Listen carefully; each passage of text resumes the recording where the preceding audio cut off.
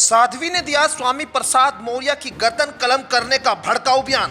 वरना मैं जैसी छोटी सी साध्वी ही स्वामी प्रसाद मौर्य का जो सर है ना उसको कलम करने का काम करूंगी। क्या बिन पैंदी के लोटे हैं स्वामी प्रसाद मौर्य? स्वामी प्रसाद मौर्य बिन पैंदी के लोटे हैं, उन्हें जिधर का पल्ला भारी देखते हैं उधर ही चले जाते हैं। स्वामी प्रसाद मौर्य को इस देश में रहने का अधिकार नहीं है। क्या सपा के मौर्य को देश में रहने का अधिकार नहीं?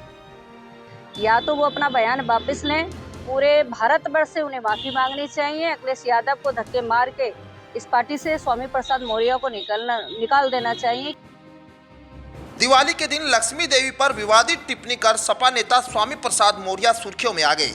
उनके बयान का चौतरफा विरोध हो रहा है। स्वामी प्रसाद मौर्य पर हमला करते हुए साध्वी गीता प्रधान ने अब मौर्य पर भड़काऊ बयान दे दिया है, जहां उन्होंने कहा कि स्वामी प्रसाद मौर्य के खिलाफ सरकार कार्रवाई करे, वरना पूरा साधु संत समाज सड़कों पर उतरेगा और वो खुद जैसी छोटी सी साध्वी ही स्वामी प्रसाद मौर्य का सिर कलम करने का काम करेगी।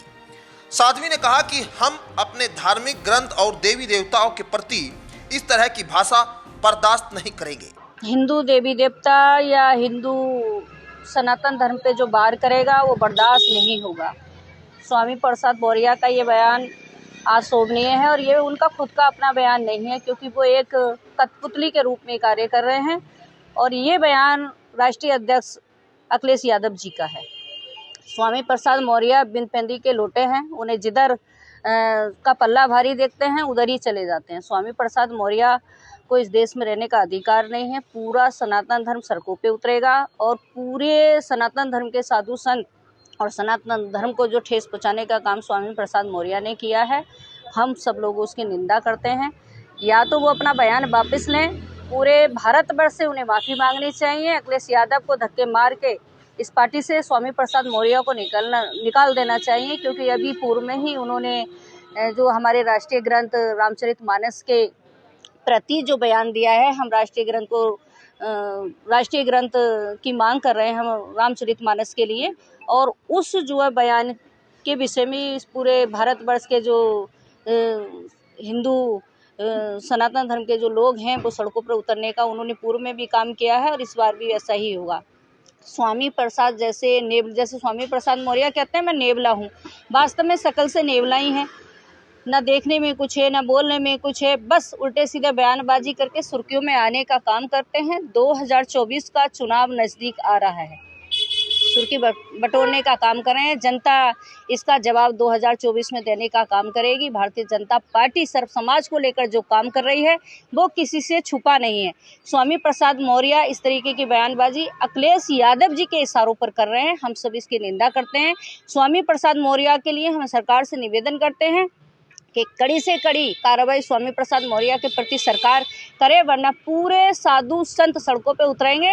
वरना मैं जैसी छोटी सी साध्वी ही स्वामी प्रसाद मौर्य का जो सर है ना उसको कलम करने का काम करूंगी, क्योंकि भारतीय ग्रंथ या हमारे हिंदू सनातन के प्रति या हमारे हिंदू देवी देवताओं के प्रति हम ये सब बयानबाजी बर्दाश्त नहीं करेंगे, ये अशोभनीय है। दरअसल साध्वी गीता मुरादाबाद पहुंची थी, जहां उन्होंने स्वामी प्रसाद मौर्य पर यह तंज कसा है। बता दें कि स्वामी प्रसाद मौर्य के बयान को लेकर समाजवादी पार्टी के भीतर ही अब विरोध के स्वर भी उठने लगे हैं। यूपी विधानसभा में सपा के सचेतक और पूर्व कैबिनेट मंत्री मनोज पांडे ने अपनी ही पार्टी के नेता स्वामी प्रसाद मौर्य पर जमकर हमला बोला है और स्वामी प्रसाद मौर्य के बयान को बकवास कहते हुए उनकी समझ पर सवाल उठाए हैं। एमपी में चुनाव प्रचार के लिए जाते समय मनोज पांडे ने दीपावली के समय स्वामी प्रसाद मौर्य के मां लक्ष्मी के ऊपर दिए बयान को उनका व्यक्तिगत बयान बताया। उन्होंने कहा कि यह बयान पार्टी का नहीं है। पार्टी के कई बड़े नेता ये स्पष्ट कर चुके हैं कि उनका व्यक्तिगत ये बयान था। संविधान भी सभी धर्मों को मानने की स्वतंत्रता देता है, लेकिन कोई भी व्यक्ति दूसरे के धर्म के बारे में अपमानजनक बात कहे ये अधिकार भी उन्हें नहीं है। ऐसे में देखना ये होगा कि स्वामी प्रसाद मौर्य के इस बयान से उठे इस सियासी बवाल पर समाजवादी पार्टी का क्या फायदा नुकसान होने जा रहा है। Bureau report, news 80 desk.